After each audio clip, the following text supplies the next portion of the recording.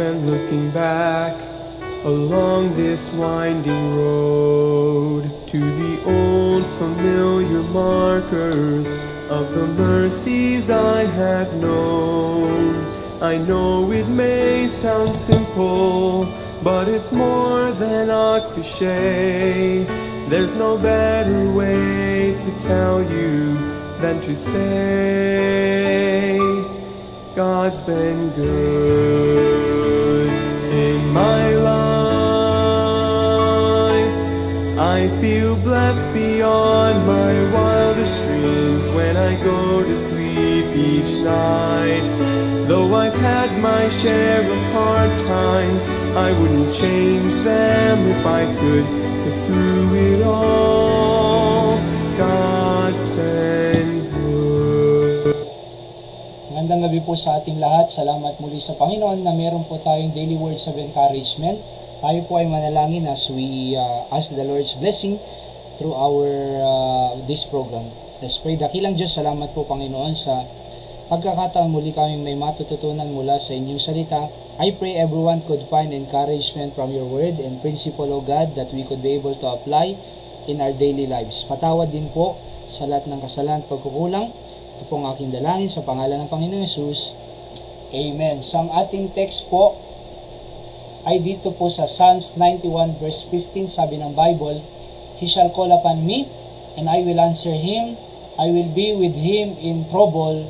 I will deliver him and honor him. Verse 16, with long life will I satisfy him and show him my salvation. Ano po? Pag-aralan po natin ang mga words na ginamit po dito sa talatang ito. Una po ay itong call. From the Hebrew word na quara, ang ibig sabihin po niyan is invite and request. So he shall request upon me, sabi niya. So God is inviting us to give or tell all our requests to Him. And the good thing, yung magandang pangako po ng Panginoon dito, I will answer Him. Ang ibig sabihin naman po ng answer dyan from the Hebrew word na ana, which means to pay attention, to respond. Di ba? So ang pangako po ng Panginoon, pag tayo po ay tumawag sa Kanya, tell all our requests to Him, good thing is, He is paying attention to our request. Di ba? Kahit magsabay-sabay po tayong manalangin, hindi po nagkakapalit-palit yung ating answered prayer. Bakit? Alam ng Panginoon po yung mga panalangin ng bawat isa. At ang kagandahan po dyan, magre-respond siya.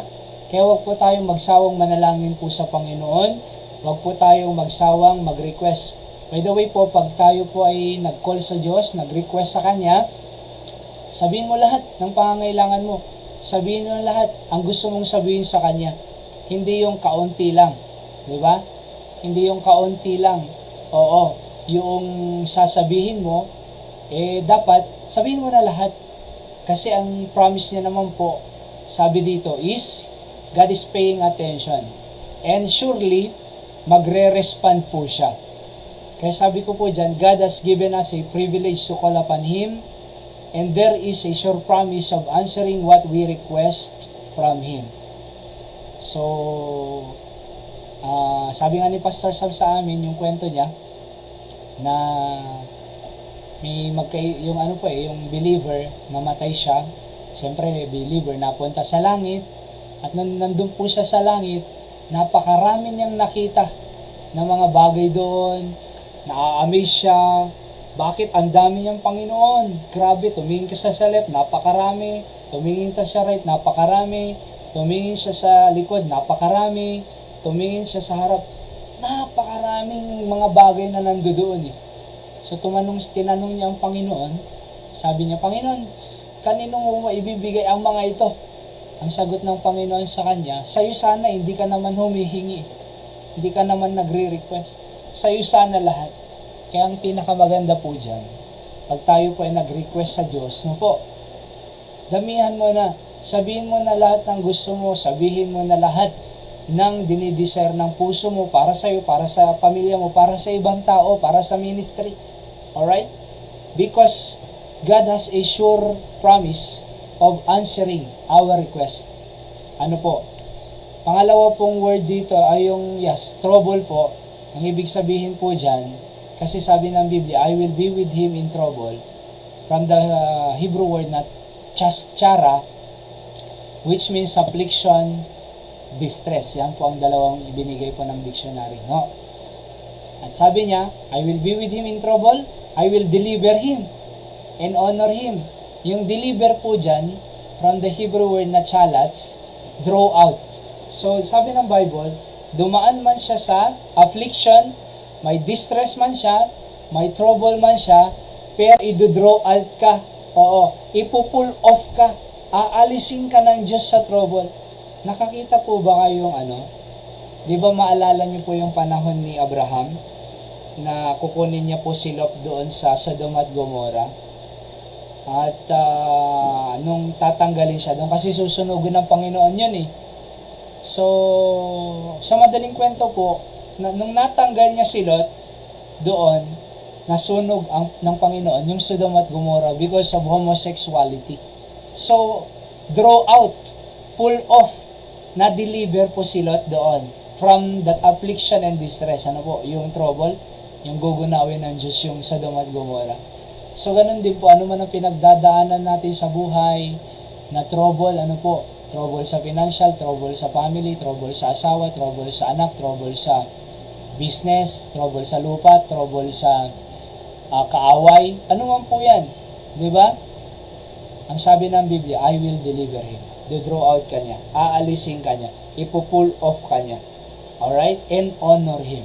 Kaya sabi ko dyan, in times of trouble, God is the only one that can deliver us.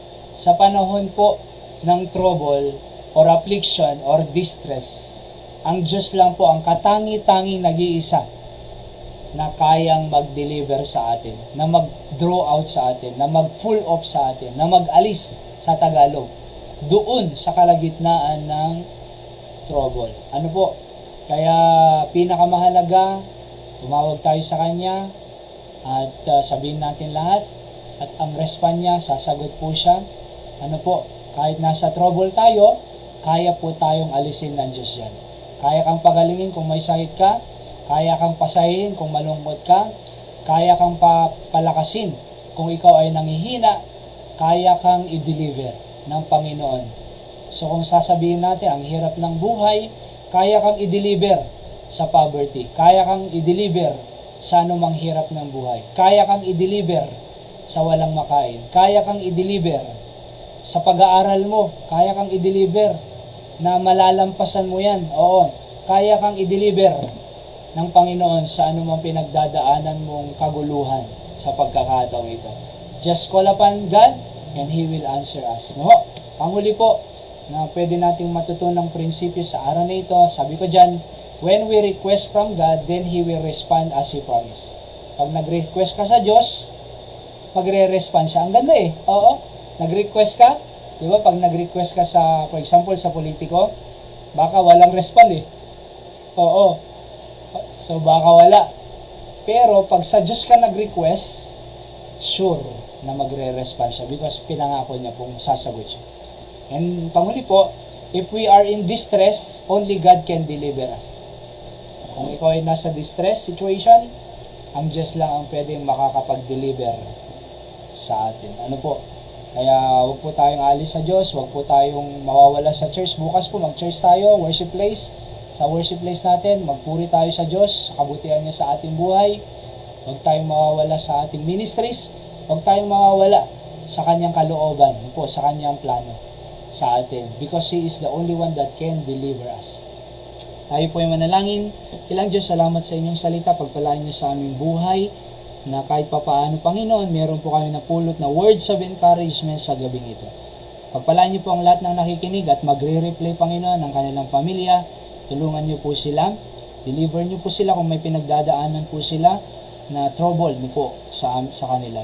I pray, Panginoon, na ingatan niyo po kami sa gabing ito. Pagpalain niyo pa ng baan bukas. Abutin niyo ang mga spiritual na pangangailangan ng inyong mga anak.